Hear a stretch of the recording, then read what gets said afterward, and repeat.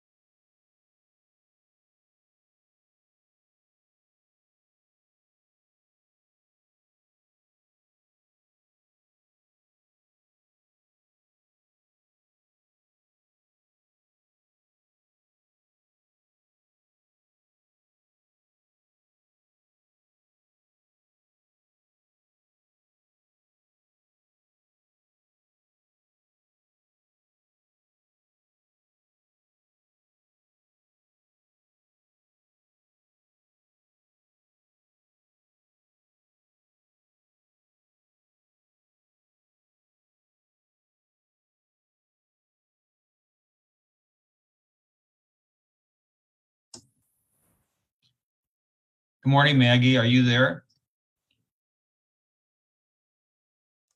I am here, Judge, and I'll just let you know what Carrie told me is that anybody who's an attendee right now can hear what we say.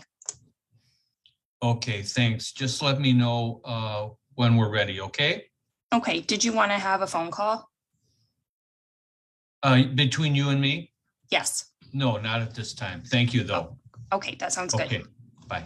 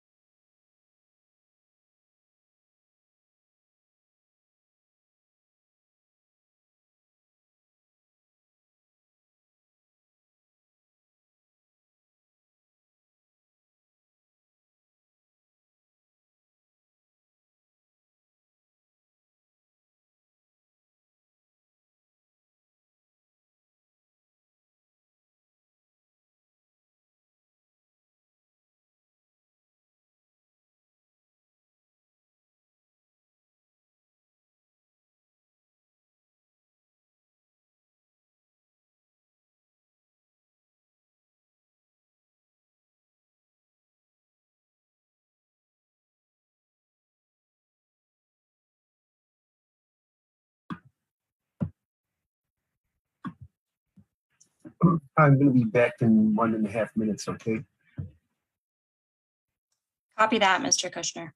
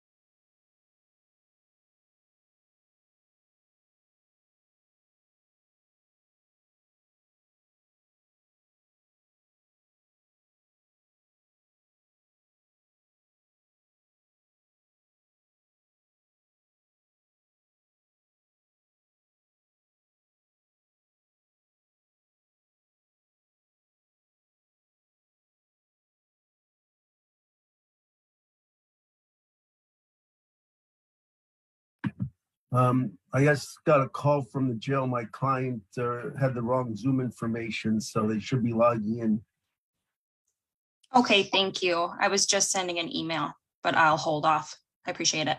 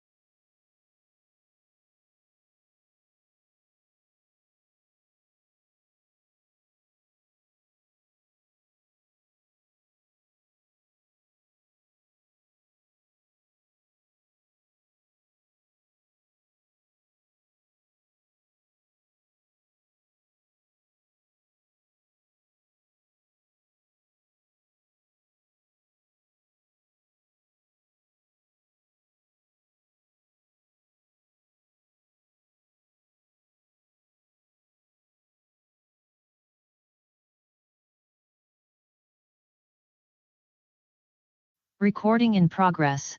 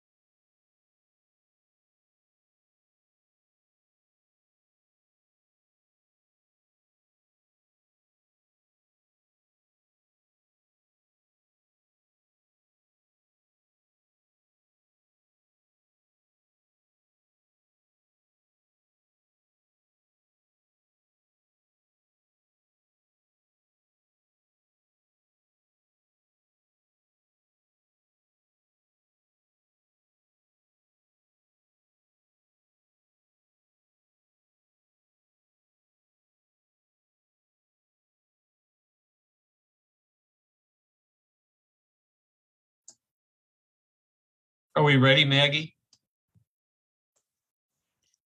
One moment, Your Honor. I think we are just trying to figure out how to get everybody's videos on. Okay, thank you.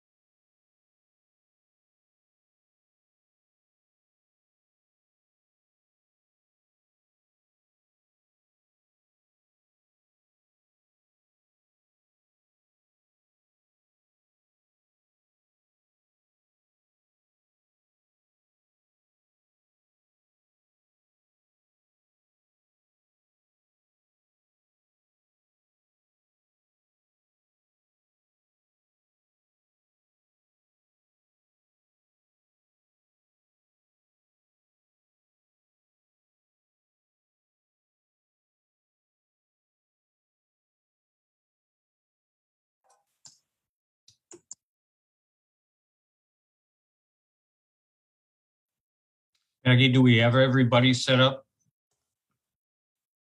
We do, Your Honor. We're just waiting for Mr. Kushner to turn on his video. All right. Calling case number 27CR1631444, State of Minnesota versus Cortez Aaron Rice. Good morning, everyone. Let's start with appearances, beginning with the state. Mike Radmer on behalf of the state. Good morning, Jordan Kushner representing Cortez Rice. Good morning, Your Honor. LaToya Wilson from Probation. And we also have Mr. Rice present as well. This matters before this court on a probation violation that was originally brought earlier this year and delayed until the end of a trial in a harassment offense that was subsequently dismissed by this court. Where are we now, Mr. Radmer? Judge, in consultation with probation, it's the state's understanding that the recommendation is to take no further action on the current violation. The state is in agreement with that based on the dismissal of the prior harassment case. It's my understanding there's other defense motions that are outstanding, but as to the PV, I don't believe any further action needs to be taken. What about fleeing the state of Minnesota?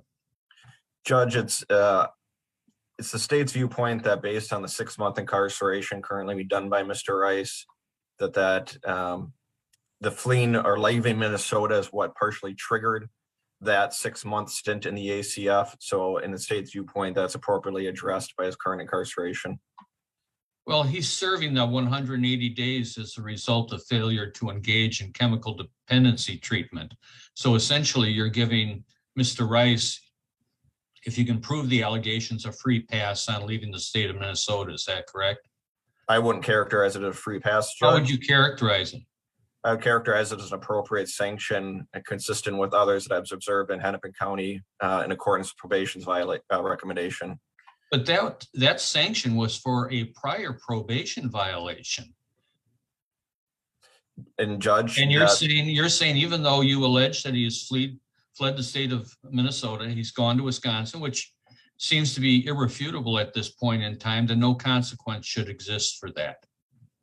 Judge, I understand that. The state understands that. And I think that in part, the 180,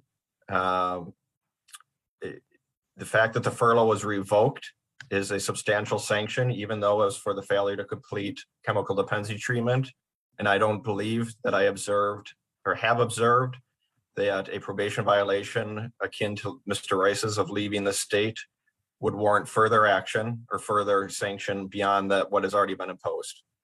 Well, the last time he fled the state, when he went to Nevada, he got 180 days. This is the second time he's done it. Let me review the history of this case that I spent some time putting together. It's going to take about 10 minutes to review, so I ask that all of you bear with me. On February 13th, 2012, Mr. Rice was convicted of carrying a concealed weapon in Billings, Montana. On December 4th, 2012, a criminal complaint was filed alleging that defendant was a fugitive from justice.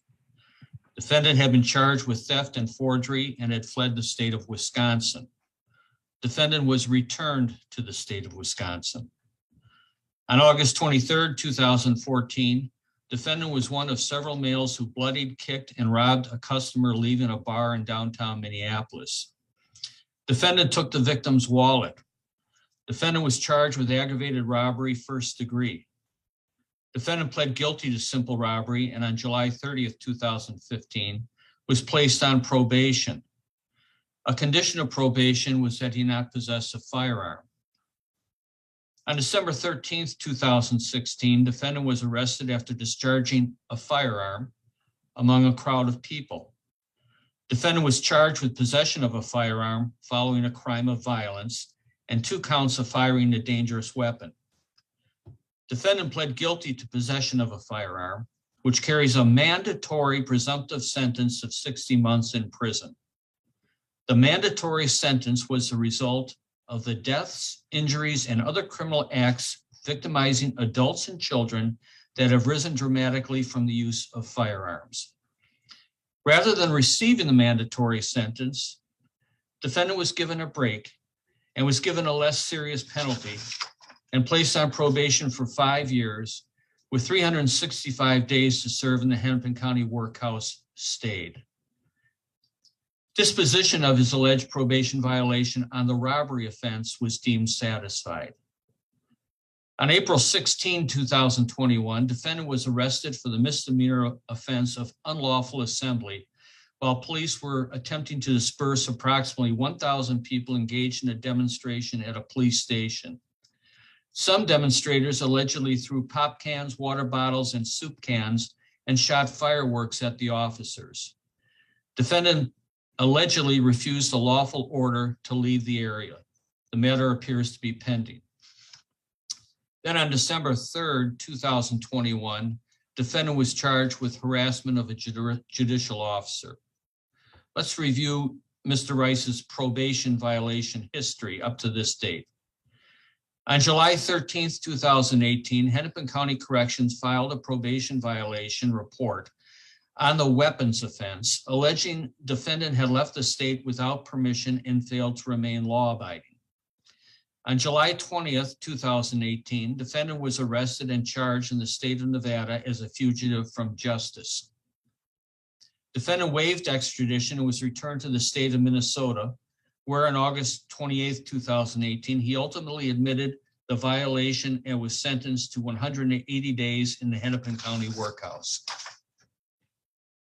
On September 24th, 2021, another probation violation report alleged that defendant was using drugs and had failed to participate in chemical health treatment as directed by probation. This is an excerpt from the probation violation report. The defendant was sentenced to 60 months on June 26, 2017 for felon in possession of a firearm. However, defendant was granted a downward dispositional departure. At some point, he stopped working and started using cocaine. Probation requested the defendant complete a chemical health assessment, and it was recommended that he get into outpatient treatment based on his level of use.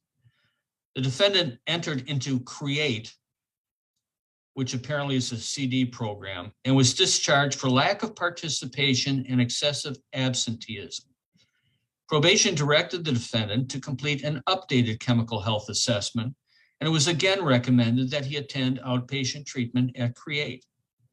The defendant was scheduled to begin on September 4th, 2021, just a few months ago. However, he did not show and did not attend the rescheduled intake date. As of today, the defendant has been discharged from treatment. Now, this is of particular importance to the court. The probation violation report continues. The defendant has minimized his use of cocaine and is continuing to test positive.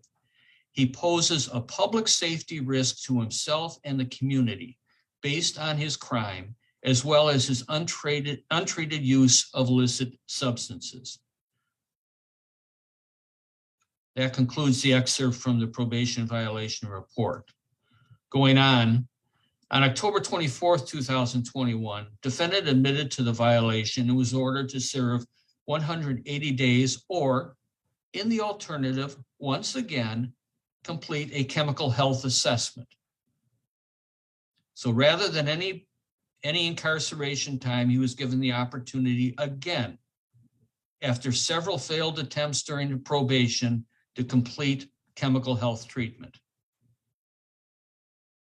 Then, approximately a month and a half later, on December 3rd, 2021, a third probation violation report on the weapons offense alleged that defendant had failed to complete CD treatment, failed to remain law-abiding, had again left the state without permission, and failed to report a law enforcement contact within 72 hours.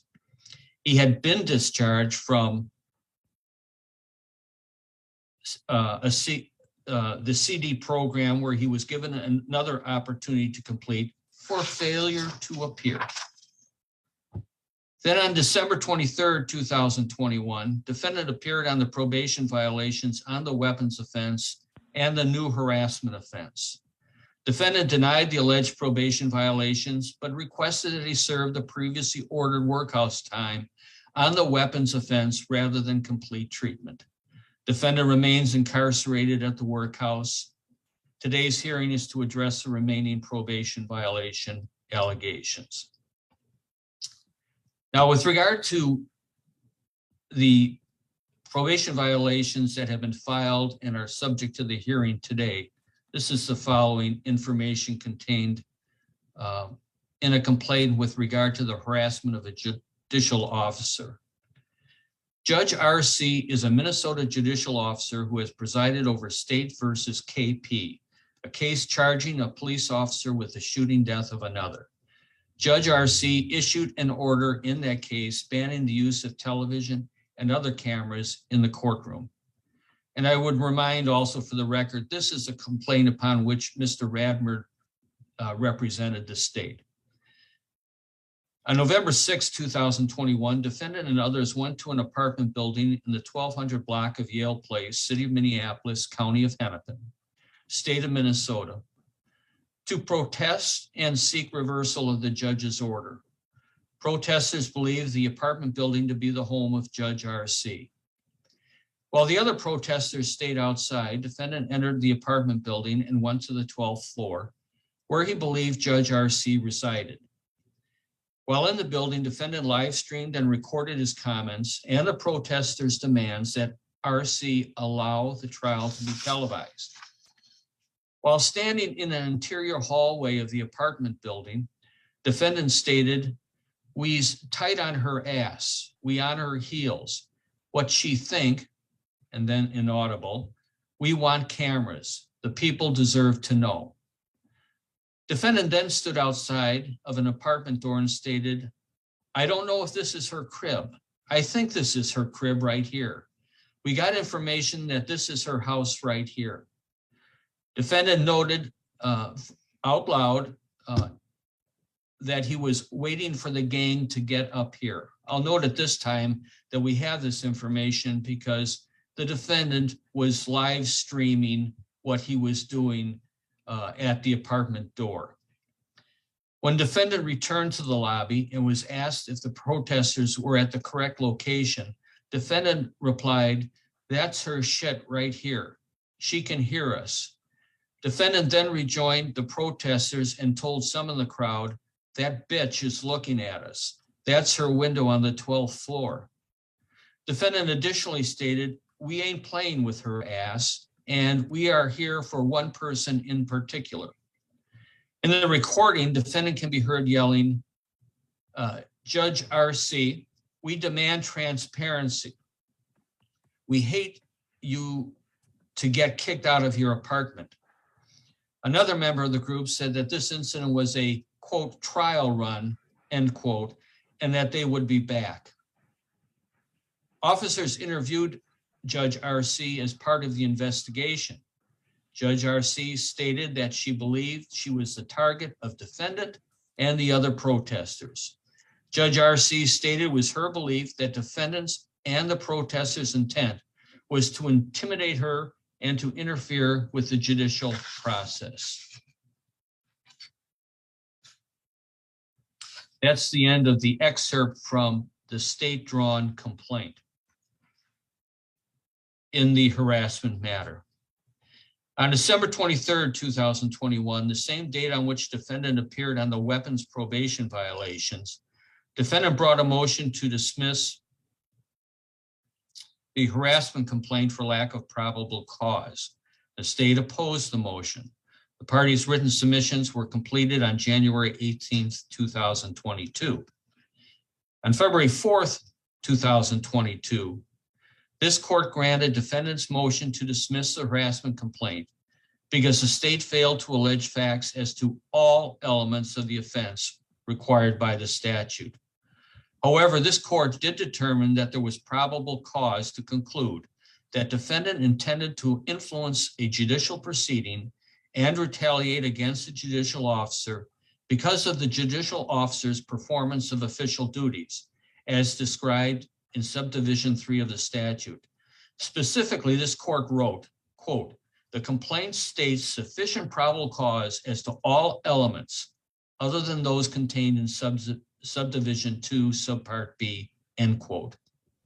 Subdivision 3 of the harassment statute prohibits a person from committing an act with intent to influence or otherwise tamper with a judicial proceeding or with intent to retaliate against a judicial officer because of that person's performance of duties in connection with the judicial proceeding.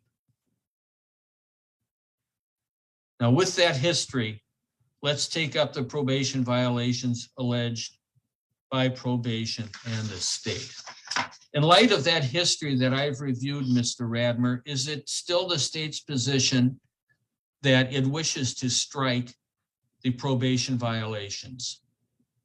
Judge, it's the state's position that much of the history that you've described has been addressed in prior probation violations, that the state at one point actually did seek to revoke the state prison time and send the defendant to prison. At present, it's the state's position that what is before the court is a failure to leave the state. The probable cause was not found on the complaint by Your Honor, and therefore there was no, in the state's viewpoint, failure to remain law-abiding, thus leaving that sole allegation. It's the state's position that, well, the state argued there was PC for the charge, and that in looking at legislative history, it appears that a 2020 amendment is what got us to a point where the statute is perhaps at in flux or at argument, but we can't change that here. And it's the state's position that the current incarceration adequately addresses the current violations before the court of leaving the state. Are you suggesting that the probation violation alleged by probation and by the state through you with regard to failure to remain law-abiding requires a criminal conviction for that to occur? No, Judge, that is not what the state is alleging, but the state brought a felony charge and the felony charge was dismissed.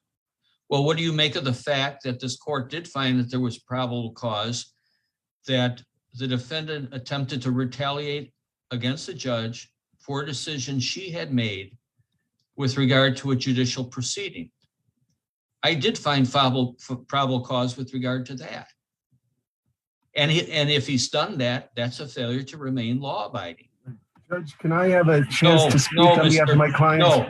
No, not yet, Mr. Kushner. I'll give you the chance. Judge, I would ask then what violation of the law that was, because if you're alleging that as a harassment charge, then that's a very circular argument. In fact, verifying that the underlying charge was there.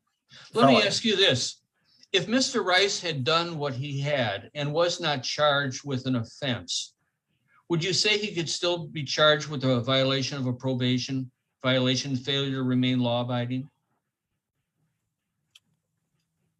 I'm so saying based on the current facts, if there was no charge, would he face a probation violation? Yes. It's possible, yes.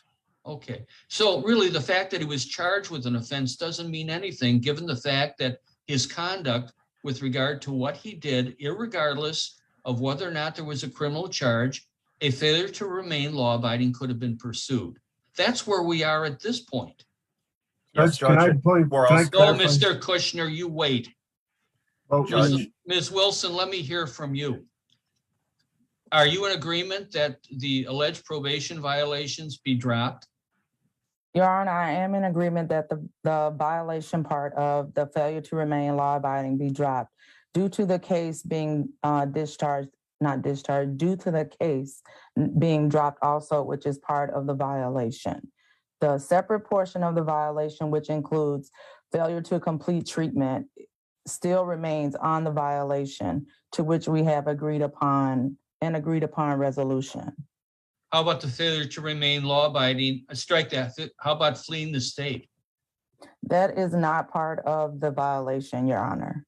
It is. Which that part? Was at the last time the parties were before this court, the initial appearance before me, one of the violations was that the defendant fled to the state of Wisconsin and a denial was put in at that time. That's part of the violations that were filed.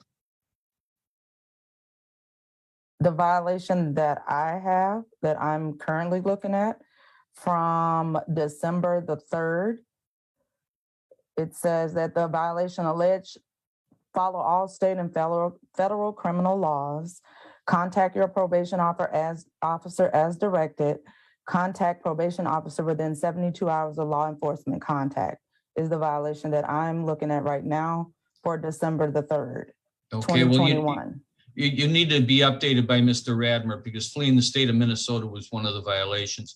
Mr. Rice, I don't want you communicating with anybody who's on this call other than with your attorney. And when you need to contact with your attorney, then you'll have a breakout session. Let me hear from you then, Mr. Kushner. Thank you, Judge. First of all, to clarify the posture of the case, Mr. Rice was not charged with failure to complete chemical dependency treatment. As the court pointed out, he was allowed to go through treatment in the alternative to a 180-day sentence on the last violation. Mr. Rice has not been found to have violated the failure to complete treatment provision from then. The reason he couldn't go back to treatment is because he was in jail, but he was in the process of going through treatment, and we expect that he would have been successful in the treatment had he not been arrested on the current offense, that he would have been successful. But because he was in jail, he couldn't continue in treatment. Mr. Rice therefore asked to execute that sentence because he was going to be in jail anyway, waiting for trial. And the expectation was that serving time in the workhouse would be less onerous than serving time in the Hennepin County Jail. That turned out not to be the case. In fact, to be the opposite, that his time in the workhouse has been far worse than any kind of incarceration that someone normally has to go through, because the jail has been locked, the workhouse has been locked down the whole time because of COVID restrictions. And meanwhile, Mr. Rice's son was murdered while he was in there, and so he suffered greatly during this time period. So I think the probation in the state is correct that the 180-day sanction is more that he's been serving is more severe than what he would what normally would have been asked for if this if the offense, the actual alleged criminal violation hadn't been charged. And the point here is that the court, whether the court likes Mr. Cortez Rice's conduct or not, and I understand why the court wouldn't approve of Mr. Cortez Rice's conduct, the court also rightfully found that there wasn't probable cause to believe that he had committed a criminal offense. And so I think I would emphatically state that there wouldn't be grounds to allege that Mr. Rice failed to remain law-abiding because there was no probable cause for the criminal charge that was brought, and there were no other criminal charges brought, and I don't believe other criminal charges would fit. I mean, a criminal failure to remain law-abiding means that the person committed a crime, and there isn't any crime that Mr.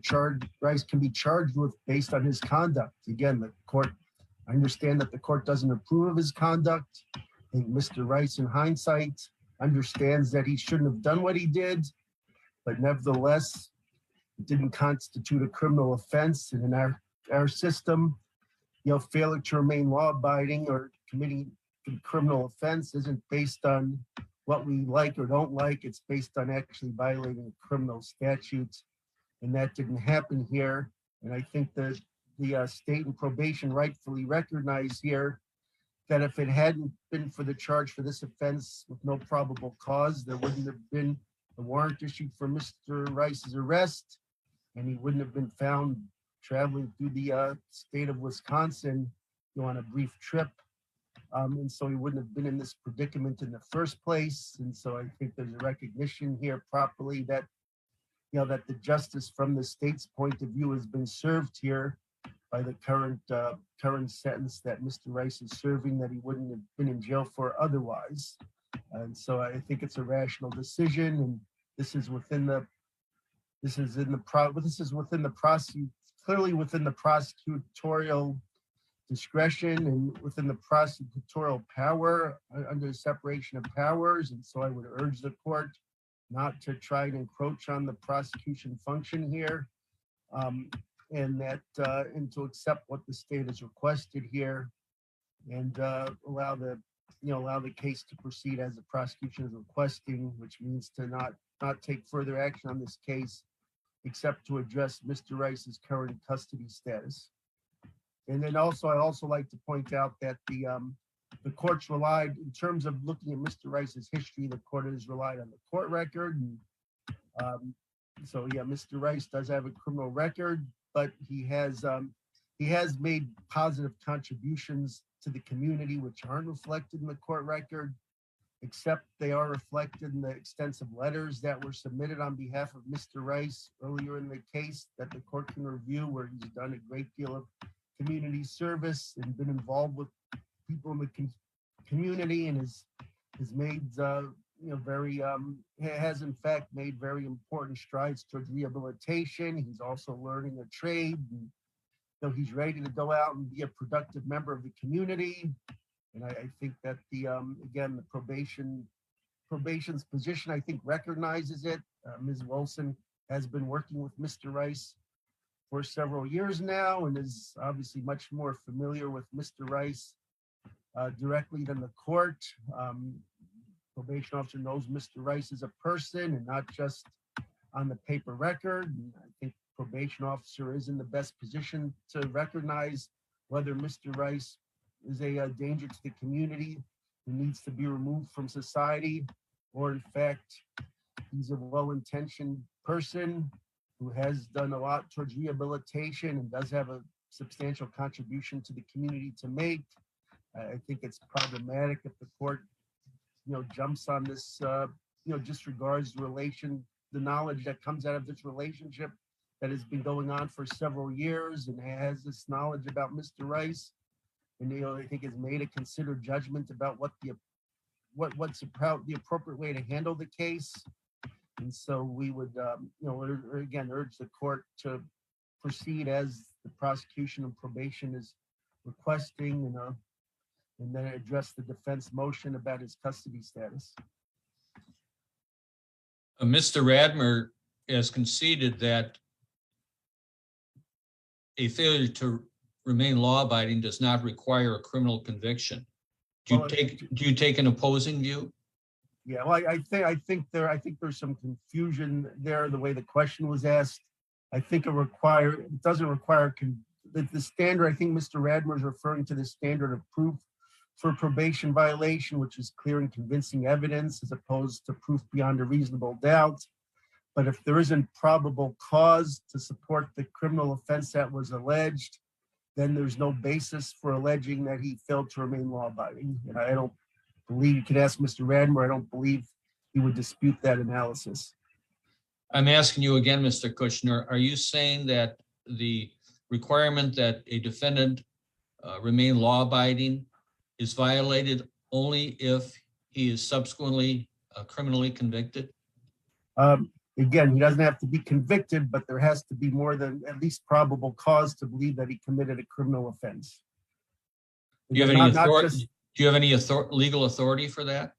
Well, I think if the court wanted, I could go and provide some authority, but I think it's so inherent in the criminal process and how it works. I mean, committing a criminal offense isn't based on violating one or two or three elements of a 4 or 5 element offense. I mean, okay, now you've answered my question. Mr. Radmer, were you misunderstood at all with regard to your response in terms of what type of behavior constitutes a failure to remain law-abiding? Judge, the state's understanding that uncharged criminal conduct could still result in a probation violation. Does it require criminal conduct? It would require, yes, a violation of a statute, if proven. Okay, so I'll circle back to what I asked you before. I asked you if a person engaged in conduct where that person attempted to retaliate against or intimidate a judge to change that judge's decision with regard to a judicial proceeding, and a defendant or a person was not formally charged, could a probation violation still be brought against that person? Judge, it'd be the state's viewpoint that if all the elements could be met by clearing. I'm not asking you about that. I'm asking you simply, uncharged, so the elements don't make any difference.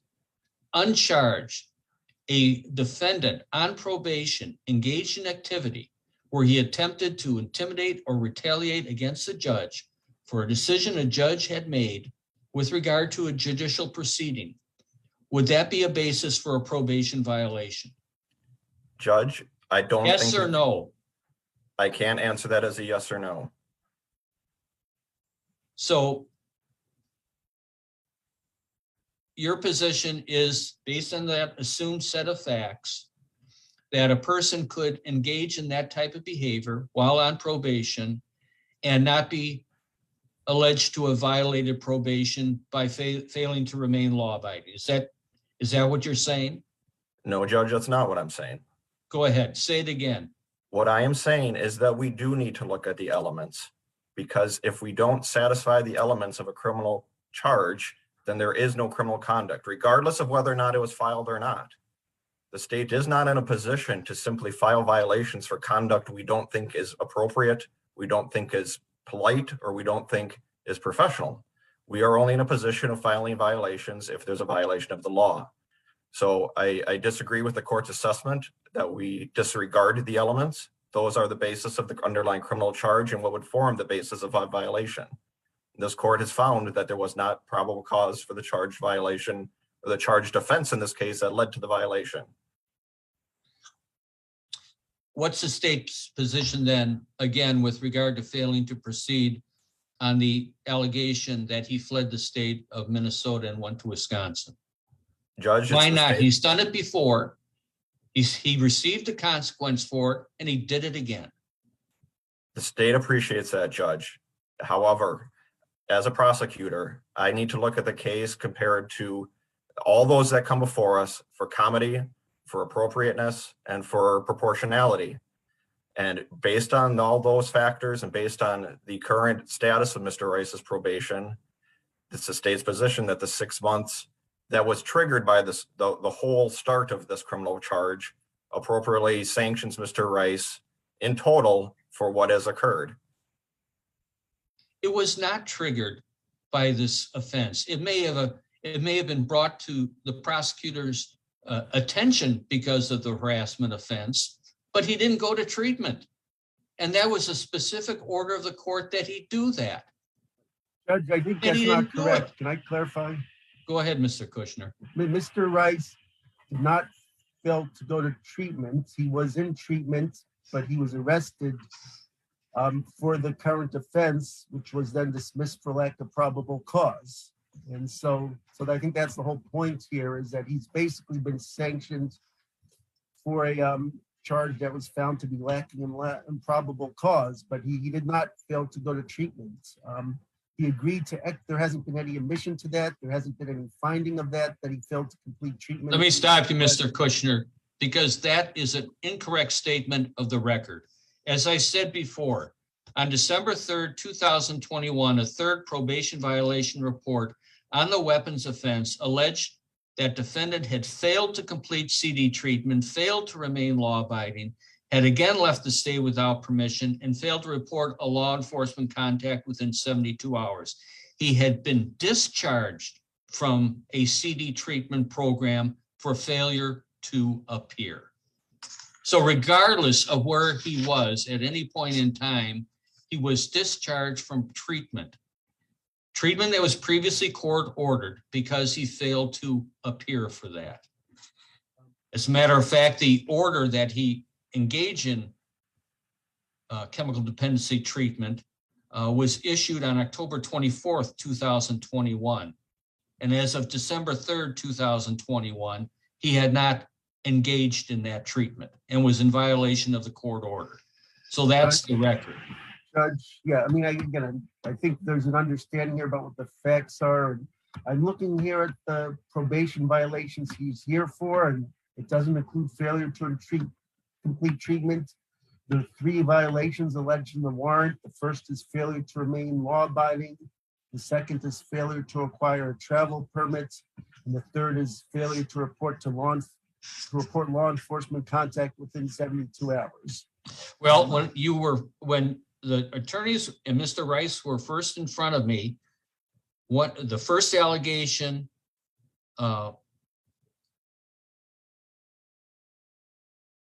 was that he had failed to complete chemical dependency treatment And that violation was stricken upon the defense taking the position that he simply did not want to engage, Mr. Rice did not want to engage in chemical dependency treatment and simply wanted to do the 180 days. So it was originally filed as a probation violation, but it was stricken because Mr. Rice wanted to go to the workhouse rather than to do chemical dependency treatment.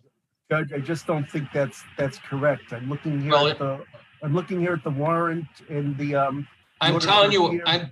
I'm telling you, that's what the parties told me when they were in front of me the first time in December. I don't have the transcript of that, but I know that's not what I told the court. What I told the court is that Mr. Rice disputed that he, if that was an issue, and I know there was confusion here about whether that was one of the charges. I thought Mr. Radmer made clear at the time that it wasn't. I know the court kept referring to something in the record where it believed that that was one of the issues that was before the court.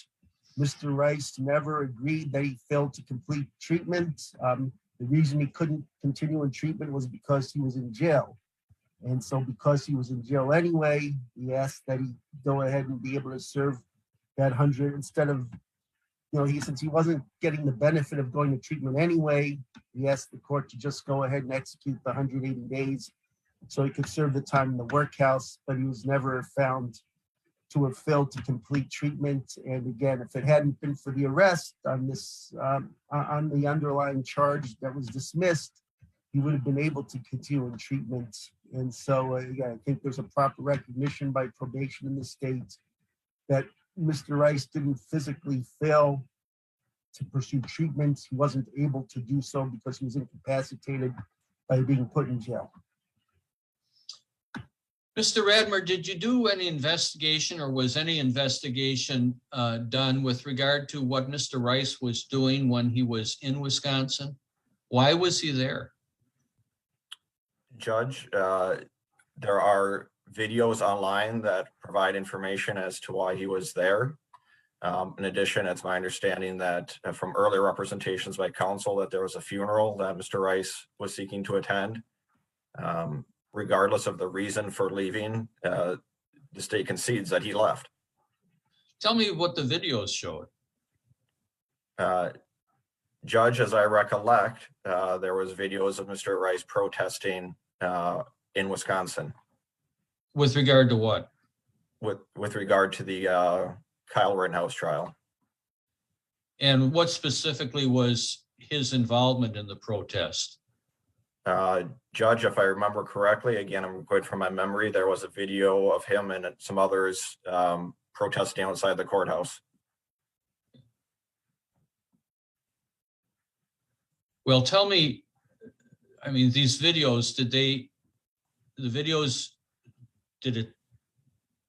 did one or more display Mr. Rice? I believe there was one that I can call displaying Mr. Rice. Okay, and was there any audio? Yes. And what was an audio of Mr. Rice?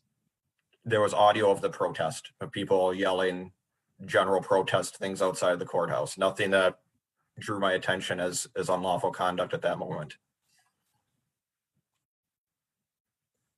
So the only information that you have with regard to videos from Mr. Rice being in Wisconsin is a protest outside a courthouse where Kyle Rittenhouse was being tried. Is that correct? That is my recollection, Judge, yes. Any videos in which Mr. Rice was attempting or encouraging or reporting an attempt to interfere with that trial? Yes, Judge, I believe you're referring to a video of Mr. Rice articulating that there was individuals photographing jurors in the Kyle Rittenhouse case. I have no information about where that video was taken, but I am aware that that video was put out on the internet. Okay. Why didn't you tell me about that before? Because Judge, I don't have any information that it was shot in Wisconsin or that it engaged in any unlawful conduct. People are allowed to put videos on the internet. Okay. So adding that to the fact that this was the second time that Mr. Rice had fled the state of Minnesota is not of any import to you or your office? I wouldn't say that, Judge, no. Okay, well, what import is it to your office? Judge, it's a sufficient import that we would seek some sort of sanction for Mr. Rice. But that sanction, in our viewpoint, has been satisfied by his current custody status.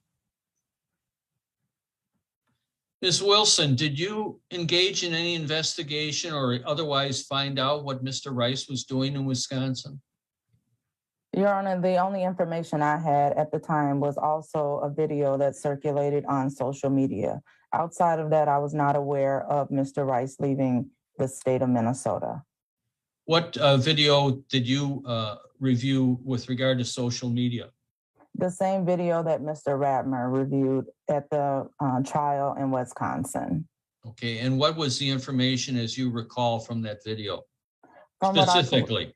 Yes, from what I recall, Your Honor, Mr. Rice was on the video relaying that they were at the courthouse in solidarity over the trial that was happening. Anything with regard to somebody attempting to photograph jurors? Not to my recollection, Your Honor. The only part that the reason why I know that part was because of the media highlighting it in a news story. But I don't directly recall hearing that at all. Judge, as to that component, I did ask my investigator to follow up with Wisconsin authorities to determine if they had done anything with that investigation. And Wisconsin chose not to do any follow-up, to our knowledge, according to the Waukesha, I think, Police Department, with regard to the allegation of photographing jurors.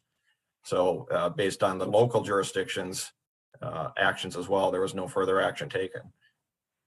So I guess to sum up, in totality, even though leaving the state of Minnesota would have been Mr. Rice's third probation violation, that he had previously left the state of Minnesota as a probation violation and received 180 days, that he had failed to engage in chemical dependency treatment despite repeated efforts of probation, was brought to the court, was found to have failed to engage in chemical dependency treatment, and thereby violated the terms of his probation, and was not sent to the workhouse, but was given again the opportunity to complete chemical dependency treatment. He didn't do that. He was discharged because of his failure to attend. And then he again left the state of Minnesota, that no further action should be taken with regard to leaving Minnesota and going to Wisconsin. Is that it? Is that a question for me, Judge? Yes. Based on the totality of everything, Well, yes. what's the totality? Well, Judge, I don't look at the current situation in quite the same linear fashion as the court does. I agree with Mr. Kushner that there's a set of circumstances that brought Mr. Rice before the court, and that the totality of those circumstances is appropriately addressed by the current incarceration.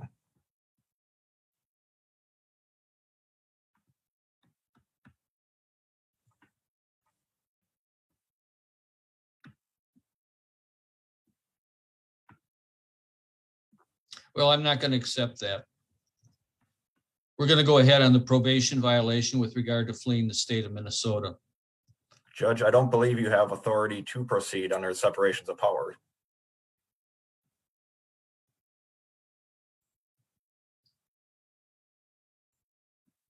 That's the position the county wants to take?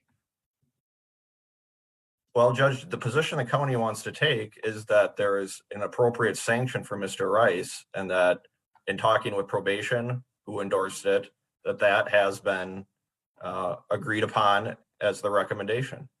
There has been no sanction for leaving the state of Minnesota. His sanction was for a second probation violation, not the third one. Is this court proposing to send Mr. Rice to prison for leaving the state? I haven't decided that at all. Because if we were to proceed with a Morrissey, Your Honor, the only available evidence to this court would be the recommendation of probation. That is, that he be no further action taken. Well, from what record would we have obtained a different? let's assume that the outcome is some additional workhouse time, and that going to prison is not on the table. Judge, the available testimony from Ms. Wilson would be that no further action be taken. Now, is that your position, Mr. Radmer? Is that the position of your office? Yes, Judge. Is that your position, Ms. Wilson? Yes, Your Honor. Mr. Radmer, you brought the issue up of executing Mr. Rice's sentence. Was that the motivation? Was a concern about that being a possibility, the motivation for your withdrawing or striking? No, Judge. No, Judge. I'm simply saying. Why did you bring it up? Because the court appears to want the state to proceed with a hearing. Well, you brought up the idea of executing the sentence. That's not the only alternative. Why did you bring up executing the sentence? Judge, because this court in its narrative has outlined very clearly that the progressive discipline faced by Mr. Rice does not address the underlying criminal conduct. And the reasonable inference that we could draw is that the final sanction would be execution to prison. Well, I find the position of your office and probation to be absolutely breathtaking, given the history, the breaks that Mr. Rice has received, not being sentenced on a weapons offense to the mandatory offense, time and time again. He has received all kinds of breaks from probation and from your office. And on the heels, and what? And from the court. And from the court. I don't deny that. But at some point in time, enough should be enough. And it is breathtaking for me to look at that history and to look at what Mr. Rice has done, most recently in the matters that have come to this court, that your office and probation could conclude that nothing further should be done. It is absolutely breathtaking. Mr. Kushner, what did you want to say with regard to conditions of release on the current workhouse sentence? Well, we would, I guess, at this point, assuming we're not proceeding on the other probation violations. We are not proceeding on that. The county attorney has stricken those violations, so there's nothing further to do at this point in time. Our request would be that Mr. Rice be allowed to complete the rest of his sentence on electronic home monitoring, given that he'll be out on March 23rd and his probation will be done on June 26th. We think that's the best way for him to transition into the community. Normally being in the workhouse, you know, and the colloquial term workhouse is there for a reason, because the idea is that people can work in the community while they're there, but he can't do that because of COVID restrictions.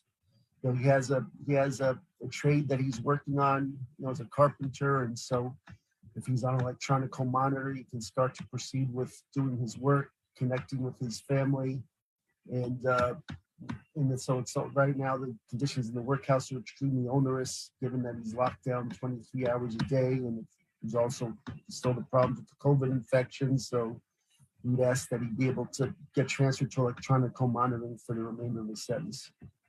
What's the state's position? Judge, the state opposes that request, that the workhouse is the appropriate place based on the prior conversations we've been having.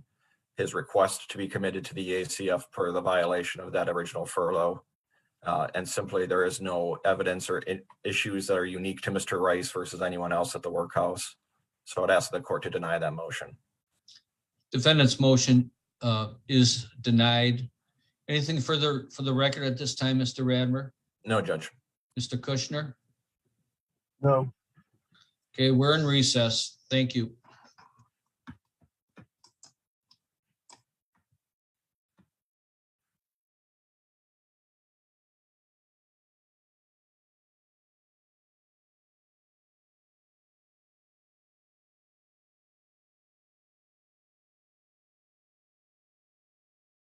Recording